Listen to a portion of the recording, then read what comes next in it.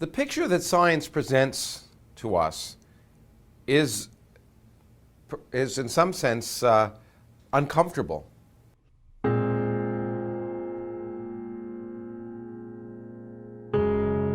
We evolved as human beings a few million years ago on the savannah in Africa, and we evolved to escape tigers or lions or predators. And so what makes common sense to us is the world on our scale.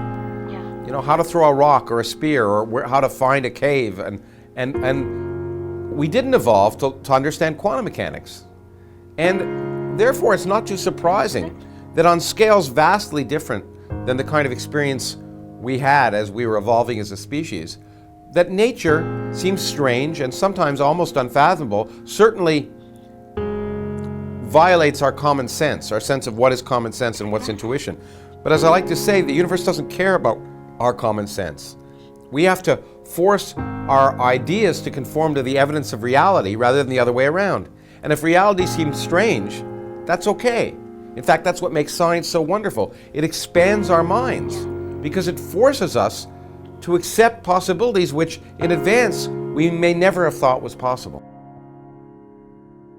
I've said that scientists love mysteries, and we do. That's the reason I'm a scientist, because it's the puzzles of the universe that make it so exciting. Now, it is true that we want to resolve those and solve those puzzles. That's part of the fun of doing science, is solving puzzles, basically.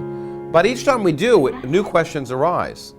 And I think for many of us, just as in our lives, the searching is often much more profound than the finding. It's the searching for answers through life in some sense that make life worth living. If we had all the answers, we could just sit back and stare at our navels. And I think what makes the search so exciting is that the answers are so surprising. What we've learned is that we are more insignificant than we ever could have imagined. You could get rid of us and all the galaxies and everything we see in the universe, and it would be largely the same. So we're insignificant on a scale that Copernicus never would have imagined. And in addition, it turns out the future is miserable.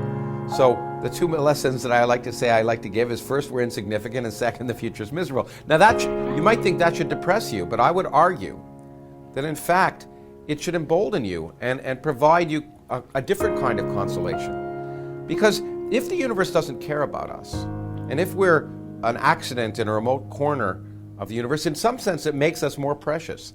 The meaning in our lives is provided by us. We provide our own meaning.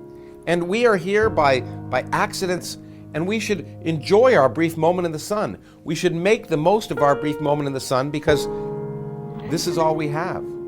And even if we're so rare that we're the only life forms in the universe, which I doubt, that makes us in some sense, while we're more insignificant, we're more special. We are endowed with a consciousness that can ask questions about the beginning of the universe and learn about the universe on its largest scales, and experience everything that it means to be human: music, art, literature, and science.